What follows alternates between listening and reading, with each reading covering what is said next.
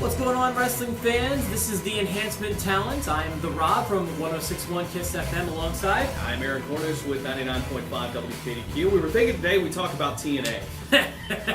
What in the world are we going to talk about today? I don't even know. Wow, what a show last night. WrestleMania 30 lived up to the hype for sure. Yeah, last night, my overwhelming thought of the show was it was a very good show. If I had to grade it, I'd probably give it a B+. Yeah. Which is good. Yeah. And there's certainly one thing that is sticking out like a sore thumb. There is one thing that everybody is talking about. And it's not Daniel Bryan finally winning the world title, getting his moment, and man, you think that might have been planned?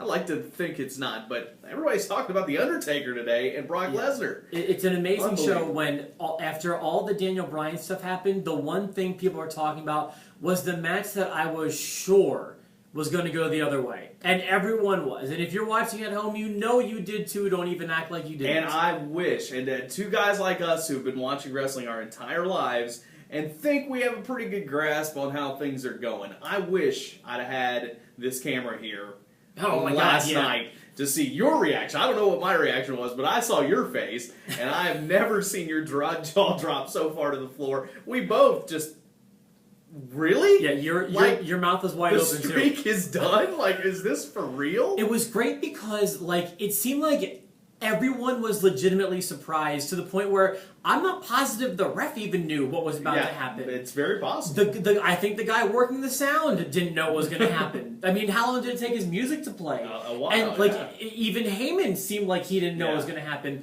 So I don't know if that decision was made earlier in the month or week or year, or what the plan was for that, but they certainly got everybody talking. They kept it a secret. For everybody who's been tweeting and status updating about what a mistake it was, that very reason is why it was the perfect way to end the streak. Exactly. Thank you for saying that. Mm-hmm. And first of all, I don't think it just happened within the last few days. I think this has been in the works for a long time. I really do, and I just think they kept it secret. They probably didn't tell anybody. Here's what you got to realize here, especially the people that are upset, and especially upset with WWE, because I've seen a lot of that too. Mm-hmm. Even people in the business. I'm talking about, not necessarily in WWE, but people, in the business that are pretty smart to it, people in local indie federations, things like that. I've seen people saying that this is a horrible decision, what is the WWE doing, they're killing a legend, things like that. Oh. I'm here to tell you, that wouldn't have happened. Undertaker is not your average jabroni, okay? Mm-hmm. Undertaker is a guy who has led that locker room for over 10 years, been the leader of the locker room, if not longer than that. Mm-hmm. And now he is kind of in the place where he can do what he wants. Right. If Undertaker did not want to lose to Brock Lesnar, he would not have to lose to Brock Lesnar. I bet you it was his idea. And I bet you when he proposed it, they were like, are you serious? Like, what? Yeah. And that's good to me. And I will be the first person to tell you, and I said, I don't know if I said this on camera yet, but I hated the streak. The streak was annoying to me. It became a very big thing. It became bigger than Undertaker. But what I hated was every WrestleMania, it was A, predictable, and B, not about the Undertaker. It was about the streak. Wrestlers were taking on the streak, and there'd be no angle leading into it. It would just be, I want to end the streak, and it's been that way for a number of years now. And I don't like it. And I'm happy that it ended, and it ended in an impactful way that I will never forget where I was when that happened. Yeah, my jaw hit the floor. And in that post-internet era, to have a huge surprise like that, my jaw hasn't hit the floor like that since I was really young. Yeah, you can go back to the episode. We both looked straight into this camera and said, Brock's not the one to do it. It's not going to happen. The streak goes on. The end. We almost blushed over it. Yeah, and a lot of people did, and that's why it was perfect to do the way it did. For people who are smart to this thing, if you're watching this, you probably are as well. Kind of think you have a good grasp on things. But when they swerve us, that's good. And I also want to say this. Everyone reporting and editorializing about how Brock isn't worthy of it, I have to tell you, you should watch the guy's body of work. He's a machine. He did work his way up through the ranks. Yeah, he did it quickly because of the physical gifts he was given. But the dude has a great in-ring ability. And I'm not upset with him ending the streak. No, I'm not either. And I think this sets up a great, I think Brock Lesnar and Daniel Bryan is money. Oh my God. I think that is money. I mean, could you see a bigger contrast between two people? And I would much rather see Brock against Daniel Bryan than Batista against Daniel Bryan. And it's just that's money. You made a great point last night too. Like you were saying that if in fact they go with Sting and Undertaker at 31, absolutely. Now I'm excited to see it. Here's what I think tonight. I think it all revolves around, does the Undertaker retire? Is it over? Is the career over? And I think it will lead toward that way, and that's where you will see Sting come out and maybe make the plea that, hey, listen, you led this company for how many years? I led WCW for how many years, and we've never met face to face. Let's do it next year. And what did I say several weeks ago? Mm-hmm. It could be the retirement match for both of them. Yeah. I never expected the streak to end up to that point, but now it makes it more of an intriguing match instead of just, oh, here comes Sting to try to end the streak as well. You can't retire until you've beaten me. Yeah. Kind of thing. I think that's wonderful. I think that sets up, and if that is indeed what happens tonight, now I am interested about that match where I said a few weeks ago I wasn't. So I will say this, and no one's really saying this, but I'll be happy to say it. For the one that beat the streak, the match wasn't that great. No, I'm 100% with you. Yeah, but the ending really made it worth it. It didn't matter what happened in the 20 minutes leading up to it. That ending was one of the most memorable moments of my wrestling fansmanship. Yeah, it was too long for sure, but not a great match. Just didn't have that excitement that Michaels gave. Sure. The Undertaker matches and stuff like that. Another really memorable moment I don't want to forget to mention is, as far as single moments go, I loved when Cesaro dumped Big Show.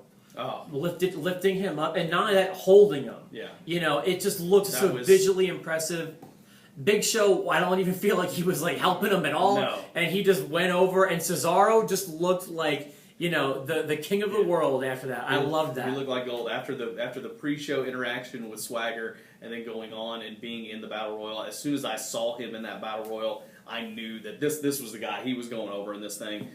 There were more than 30 guys in there, which I thought was interesting. Is that true? I think if you count them, because they had everybody that was scheduled to be in it was in it. Okay. There were 3 spots left. Cesaro was not included in there before, so he was in there. David Otunga was in there. Yoshitatsu was in there. Wow. And then it kept going. There was more guys in there that weren't originally scheduled to be in there, I think. So what is this, pro wrestling all of a sudden? What? So I think if you count, I think there was more than 30 guys in there. Doesn't matter. It was booked well. Cesaro winning. Awesome. He's got a big career ahead of him as well. And I wouldn't be surprised next year to see Cesaro and Bryan in some form or fashion headed into battle against each other at WrestleMania 31. That would be great. Some more Monday morning booking would be, with the way everything played out, I would have switched the four corners tag match with the Shield and Authority. I would put them on the pre-show. But now with the way it was booked, it still makes the Shield look good. You needed some extra time, so I'm not disappointed. I'm disappointed I didn't get to see more of the Shield. But I think the way that match was booked was okay. I thought based on everything else. It's going to be an afterthought and incredibly forgetful. But you can't have every match be a 5-star match at WrestleMania. You just can't. But if you would have had them split, it would have been memorable, I think. Yeah. Or put them on the pre-show. Yeah. But okay, so let's talk about we'll save the main event, but let's talk Cena Wyatt here for a second. All right. Maybe to me the best match of the night. No, I wouldn't say best match of the night, but it was good. It didn't need to be much special, but what happened was the story that they told. Cena didn't just beat Bray; he beat the entire Wyatt family. Mm-hmm. So that feels more like an end to me than like a to be continued. It does. Do you feel like the feud is over? I feel like it shouldn't be over, but it might be at this point. Yeah. I would have preferred a Wyatt victory. I don't know where Cena moves on here. I would have preferred a Wyatt victory as well, as we talked about. But considering everything else that was to happen, including the Brock thing, I think maybe you had to have a babyface win there. Maybe just for the way everything else played out. But I didn't like the Cena clean win. I did think the match told a nice story. I thought Cena battling within himself to become that monster and then eventually getting the win was fine with me. I did like the action of the match. I thought it was really good. Maybe it was, now I think about it. I haven't really thought about what was my favorite match of the night. But you know what? That main event, that bump that Orton took, that was the last thing that was in my mind too, on the TV, on the monitor. Yeah, that was pretty wild. So let's talk about that. We've got the opening match, solid match with Bryan and Triple H. Yeah. That told a great story too. Had a lot of moments in it where it kind of had us thinking, oh, great, they're really going to job Bryan out on this. Yeah. With Triple H hitting the pedigree, Bryan kicking out of the pedigree, I thought was amazing. So him winning that match, and exactly in the fashion that I thought it would go, is that he would win it, and then he'd get beat up a little bit more by Triple H, and that's exactly what happened. And then leading into that triple threat, which again told a great story. It went exactly where I expected it to go. The triple threat match I thought was better than it had any right to be. Like I said, Orton came to play. I respect that. He's the champion. He should. I loved, like I said, the lasting image of that match for me is, even though it was a spot designed to take out Daniel Bryan, you wind up looking at the bump that he takes on the monitor. Oh. He didn't know it was there, but how he avoided injury on that is remarkable. Yeah. And then got right back up. I mean, he was in the match. He was there to stay, and he got a lot of cool points in my book. Love the lasting image of Daniel Bryan there at the end with the titles. The confetti. The confetti. I mean, we said this last night. The last time we saw a victory like this was 10 years ago, WrestleMania 20, and it was the guy that we don't talk about anymore, Chris Benoit, who was winning the title. I think that could have been a lot better, but maybe this is a start over again and see where we can go from this point. But it seems like we have these title celebrations every 10 years. Brett really had confetti, the big, getting hoisted on the shoulders. WrestleMania 10, everything else around it. That match was, like I said, was exactly what we thought it was going to be. It was wonderful, exactly what I thought it was. You thought it was going to be a fatal four-way. I'm just saying. Well, I said if I got to put a bet on it, it would definitely be Daniel Bryan, but it did. I felt like Triple H was going to insert himself into the match, and to a lesser extent he did, but not in a fatal four-way capacity. I don't want to harp on this. You also said CM Punk was going to be there. I'm just saying. I did say that, and you're right. He was not there. But I did. I thought the opening segment was good. And it's really, they bring that up. Shame on CM Punk, I still say, because I agree. Even more so. This to me really tarnishes his legacy. This is a guy who talks about being a man of the people and wanting to make the people happy and be the voice of the voiceless. And the people really want to see you wrestle, and you're certainly allowed to not wrestle or take a break, but you're being paid, or you're under contract, and you're under contract to July. So to me, you're doing the wrong thing. You can complain and you can talk things out, or you can take your breaks or whatever, but do it the right way. Yeah, did they need him last night? No. Not at all. And the guy who's most profited from CM Punk walking out appropriately enough is Daniel Bryan. Yeah, 100%. So, great show last night. I like seeing the legends there. Even in the small segments that they did, the opening segment with Hogan, The Rock, and Stone Cold was good. And the Divas were there too. For next episode, if we need to, we should talk about the Hall of Fame. Yeah, we do need to discuss that. That was fun. That was cool too, and the network's coverage as a whole, I think, has been amazing. So I think it will be deemed a success for sure. And we can't forget about WWE. They are now coming to town. I've heard some new news coming with the card. That could change up to the minute of the show. But another match that now I'm very, very excited for is a triple threat match for the Intercontinental title at the live event. It will be Big E defending against Christian and Cesaro. Oh, wow. All cool right. Match. I like that. Cool match. So that, among others, we'll give you the card rundown next time later on in the week. But don't forget, you can win front row seats plus this seat that you could take home with the Wyatt family on there. Losers at WrestleMania. Here's the brand new link right here. Go to that link, register, and you could be our winners as we get closer to WWE Live April the 27th at the Ford Center. WrestleMania in the books.